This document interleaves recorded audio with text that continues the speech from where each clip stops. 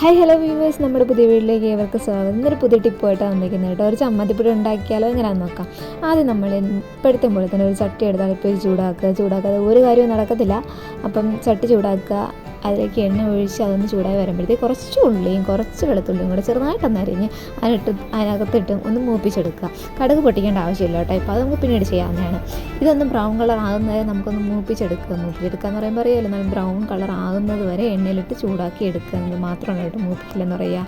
അതൊന്ന് മൂപ്പിച്ചെടുത്ത ശേഷം അതിലേക്ക് ആവശ്യമായ കുറച്ച് കരിവേപ്പില എന്ന് പറയുമ്പോഴത്തേക്ക് തിരുവനന്തപുരം കേട്ടോ അങ്ങനെ പറയുന്നത് കറിവേപ്പില അത് തന്നെ. ആ കറിവേപ്പില കുറച്ച് കൂടുതലും ഞാൻ ഇട്ടിട്ടുണ്ട് കേട്ടോ. എനിക്ക് ഭയങ്കര ഇഷ്ടമാണ് കറിവേപ്പില. അതിൻ്റെ മണവും ഗുണവും എല്ലാം നമ്മുടെ ആരോഗ്യത്തിന് ഒരുപാട് ഇമ്പോർട്ടൻ്റ് ആയിട്ടുള്ള കാര്യമാണ്. അതുകൊണ്ട് തന്നെ ഒരുപാട് കൂടുതൽ ഇട്ടിട്ടുണ്ട്. അത് നല്ല ക്രിസ്പി ആയിട്ട് വരുമ്പോഴത്തേക്കും അതിനകത്ത് ഞാൻ ആ കറിവേപ്പിലകളെല്ലാം കൂടെ ഒന്ന് മൂത്ത് നല്ല ക്രിസ്പിയായി വരുന്ന സമയത്ത് നമ്മളിതിലേക്ക് എന്താ ഇടേണ്ടത്, ചിരകി വെച്ചേക്കുന്ന ഒരു തേങ്ങ, ഞാനൊരു തേങ്ങയാണ് എടുത്തേക്കുന്നത്. ആ ചിരകി വെച്ചേക്കുന്ന ഒരു തേങ്ങ ഫുള്ളായിട്ട് ഇതിനകത്തൊന്ന് ഇട്ടിട്ട് നമുക്കൊന്ന് അതിനെ ഒന്ന് മൂപ്പിച്ചെടുത്ത് അത് നല്ല ബ്രൗൺ കളർ, ഗോൾഡൻ ബ്രൗൺ കളറില്ലേ, ആ ഒരു ഷെയ്ഡ് ആകുന്നവർ ഇതിനൊന്ന് നല്ലതുപോലെ വരട്ടി മൂപ്പിച്ചെടുക്കണം കേട്ടോ.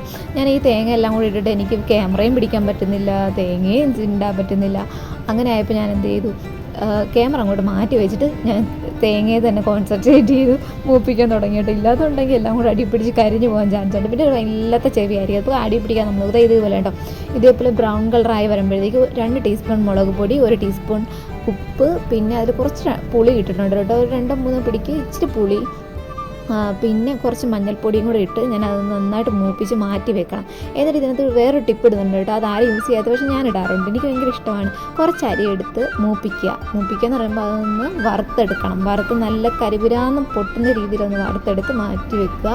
എന്നിട്ട് നമ്മൾ ഈ തേങ്ങ തണുത്ത ശേഷമാണല്ലോ നമ്മൾ മിക്സിയിൽ അടിക്കുമ്പോൾ അതിൻ്റെ കൂട്ടത്തിൽ നമുക്ക് ഈ മൂപ്പിച്ചിരിക്കുന്ന അരിയും കൂടെ ഇട്ടിട്ട് വേണം നമ്മൾ ജാറിൽ നന്നായിട്ട് അതിനെ അരച്ചെടുക്കാനായിട്ട് കേട്ടോ. അരച്ചെടുക്കുക എന്ന് പറഞ്ഞാൽ പൊടിച്ചെടുക്കുക. അങ്ങനെ പൊടിച്ചെടുത്ത ശേഷം മാറ്റി വെക്കുക. എന്നിട്ട് നമ്മൾ ആ ചീഞ്ചട്ടിയിൽ തന്നെ കുറച്ച് വെളിച്ചെണ്ണ ഒഴിച്ച് കുറച്ച് കടുകിട്ട് പൊട്ടിക്കുക കേട്ടോ. കടുക് എന്ന് പറയുമ്പോൾ ഇച്ചിരി കൂടുതലിടാം, കാരണം നമ്മളിനി അത് ചൂടാക്കിയ ശേഷം പിന്നെ നമുക്ക് ഉപയോഗിക്കേണ്ടതാണ്. ഒരു 1.5 മാസത്തേക്ക് നമുക്ക് വെച്ചേക്കാൻ വേണ്ടിയിട്ടുള്ളത് കേട്ടോ.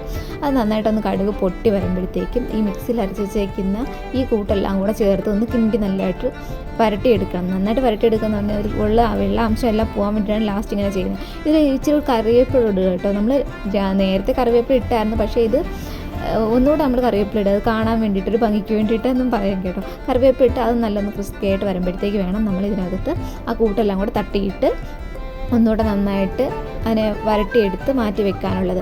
പിന്നെ ഇത് നമുക്ക് 1.5 മാസം വരെയൊക്കെ ഇത് നമുക്ക് കേടുകൂടാതെ ഫ്രിഡ്ജിലൊന്നും വെക്കാതെ തന്നെ നമുക്ക് യൂസ് ചെയ്യാവുന്നതാണ്. ഡയറക്റ്റ്ലി നമുക്ക് വെച്ചതൊന്ന് യൂസ് ചെയ്ത് കഴിക്കാവുന്ന. ഈ ഹോസ്റ്റലിലുള്ളവർക്ക് ഇത് ഒരുപാട് ഉപകാരപ്പെടുന്ന ഒരു ടിപ്പാട്ടോ. പിന്നെ ഉള്ളതെന്ന് പറഞ്ഞാൽ, എൻ്റെ ഈ വീഡിയോ ഇഷ്ടപ്പെടുകയാണെങ്കിൽ ചാനൽ സബ്സ്ക്രൈബ് ചെയ്യാൻ മറക്കരുത്. പിന്നെ നിങ്ങളുടെ ഫ്രണ്ട്സിന് ആർക്കെങ്കിലും ഉണ്ടെന്നുണ്ടെങ്കിൽ ഒന്ന് ഷെയർ ചെയ്ത് കൊടുക്കാനും മറക്കരുത്. താങ്ക്